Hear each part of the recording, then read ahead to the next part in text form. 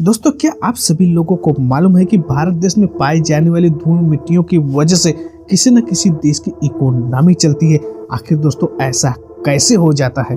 दोस्तों, क्या आप सभी लोगों को मालूम है कि अमेरिका जैसे सुपर पावर कंट्री में कितने भारतीय वहां पर काम करते हैं? और दोस्तों, क्या आप सभी लोगों को मालूम है कि हमारे भारत देश में कितनी अधिक संख्या में यहाँ पर मस्जिद मौजूद है? तो दोस्तों, भारत के बारे में इसी तरह के अमेजिंग फैक्ट्स को जानने के लिए आप दोस्तों हमारे इस चैनल को सब्सक्राइब कर लीजिए। और दोस्तों, जो आपके बगल में बेल आइकन बना है उसे दोस्तों आप ऑल पर क्लिक कर लीजिए। तो दोस्तों चलिए मैं आप सभी लोगों को भारत के इस रोचक दुनिया से आपको रूबरू करवाता हूँ।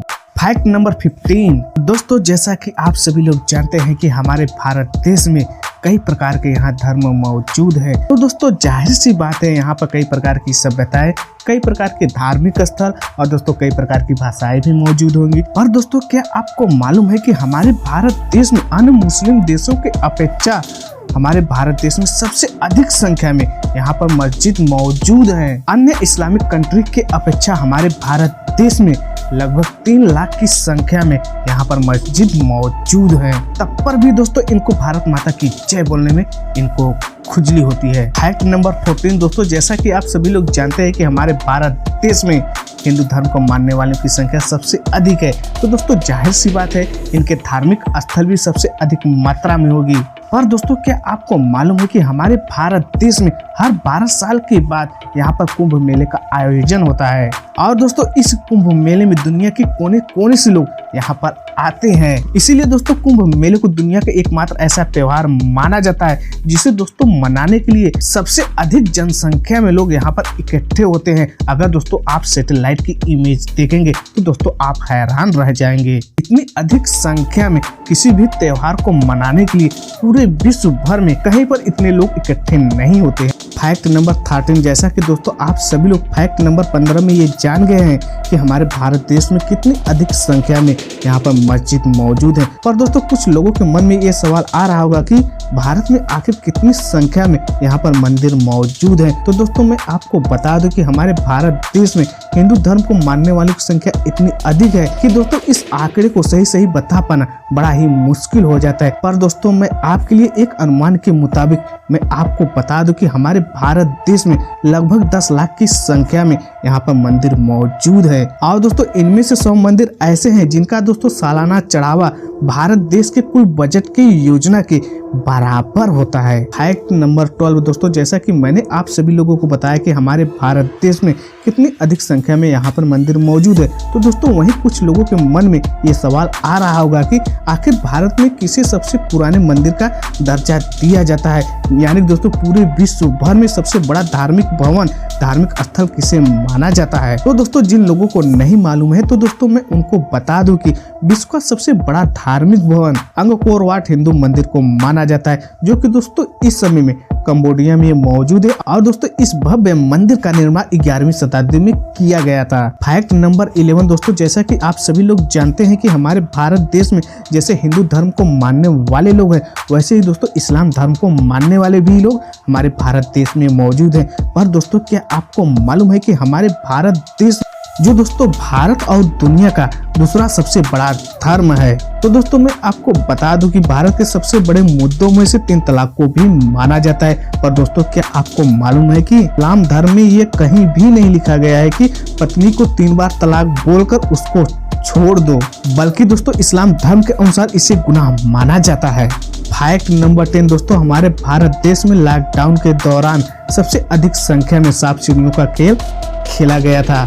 पर दोस्तों क्या आपको मालूम है कि सांप सीढ़ियों का खेल 13वीं शताब्दी में कवि यानी राइटर संत ज्ञान के द्वारा इसे तैयार किया गया और दोस्तों इसे मूल रूप से मोच पट्ट के नाम से भी जाना जाता है। और दोस्तों मैं आपको बता दूं कि सांप सीढ़ियों के खेल में सांप को वरदान के रूप में माना गया है और दोस्तों वही सांप को अवगुणों को दर्शाती है। इस प्रकार दोस्तों उस समय के लोग सांप सीढ़ियों के खेल को स्वर्ग और नर्क के रूप में देखा करते थे। Fact number 9। दोस्तों हमारे भारत देश में इतनी अधिक संख्या में मंदिर मौजूद है, तो दोस्तों इन मंदिरों में से कुछ ऐसे मंदिर होंगे जिनकी दोस्तों बनावट बेहद ही खास होगी।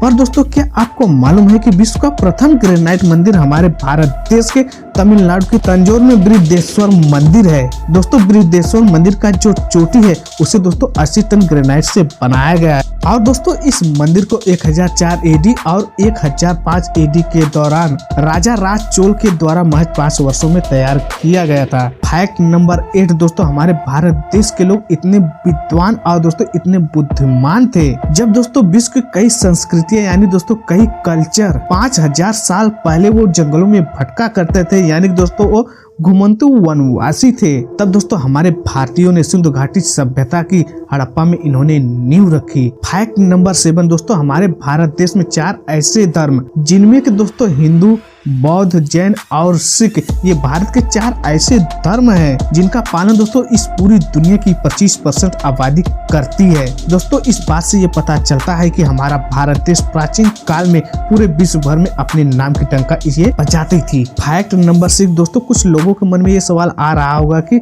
भारत के प्राचीन काल में भारत के पास ऐसी क्या खूबियां थी जो कि दोस्तों ये पूरे विश्व भर में एक अलग ही पहचान बना ली थी। तो दोस्तों ऐसी एक नहीं हजारों तथ्य हैं, उनमें से दोस्तों मैं एक आपको बता दूं कि आजकल जो आप दोस्तों सर्जरी करवाते हैं, भारत में इसकी खोज लगभग 2600 ईसा पूर्व सुश्रुत के द्वारा किया गया था। दोस्तों सुश्रुत अपने सहयोगियों के द्वारा मोतियाबिंद नए अंगों को लगाना और निकालने का काम, ऑपरेशन के द्वारा प्रसव, यहाँ तक कि दोस्तों हड्डियों को जोड़ना, पथरी को निकालना, ये सब दोस्तों अपने सहयोगियों की मदद से ये किया करते थे। और दोस्तों मैं आप सभी लोगों को बता दूं कि आज समय में जो आप अपनी स्किन की प्लास्टिक सर्जरी करवाते हैं उस समय सुश्रुत भी किया करते थे। फैक्ट नंबर 5 दोस्तों, जैसा कि आप सभी लोग जानते हैं कि हमारे भारत देश में अलजेब्रा, त्रिकोणमिति, कैलकुलस जैसे मैथमेटिक्स सब्जेक्ट की यहाँ पर खोज ही पर दोस्तों क्या आपको मालूम है कि ग्रीक और रोमन में उपयोग की जाने वाली सबसे बड़ी संख्या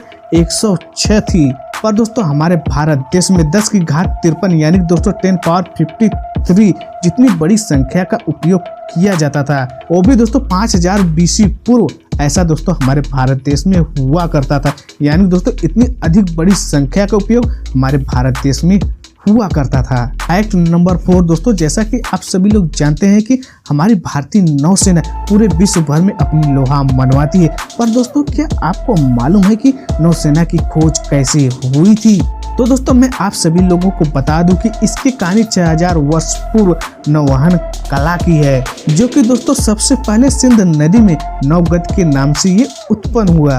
और दोस्तों नौसेना शब्द को संस्कृत के नौ शब्द से लिया गया है।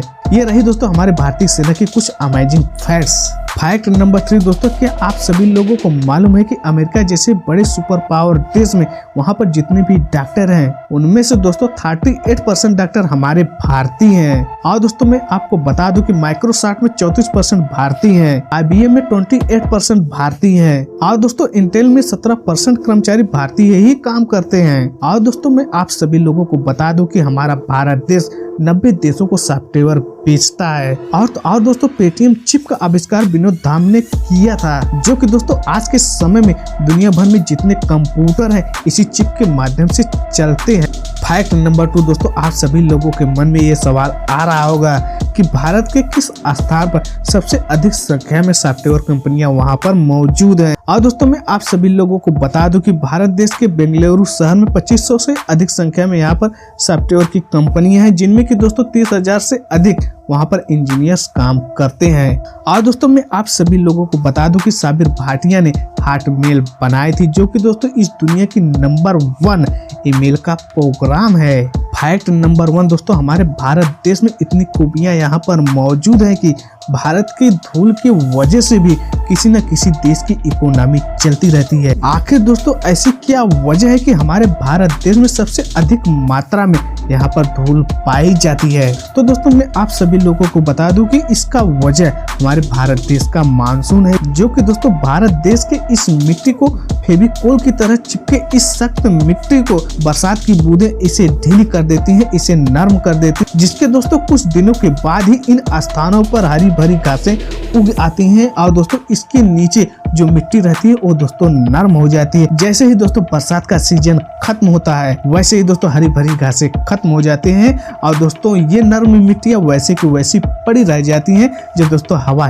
चलती हैं। यही दोस्तों जो नरम मिट्टियां होती है वो दोस्तों हवा के साथ मिलकर धूल का रूप धारण करके हमारे और आपके घरों में ये प्रवेश करती हैं।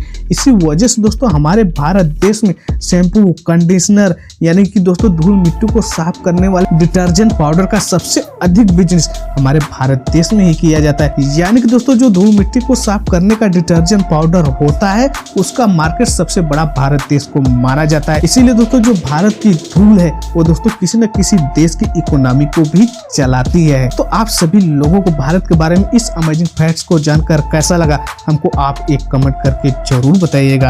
अगर दोस्तों आप हमारे इस चैनल पर नए हैं तो दोस्तों आप हमारे चैनल को सब्सक्राइब कर लीजिए, साथ ही साथ बेल आइकन को ऑल पर क्लिक कर लीजिए। तब तक दोस्तों मैं आपसे मिलता हूँ किसी नए वीडियो में किसी नए टॉपिक के साथ।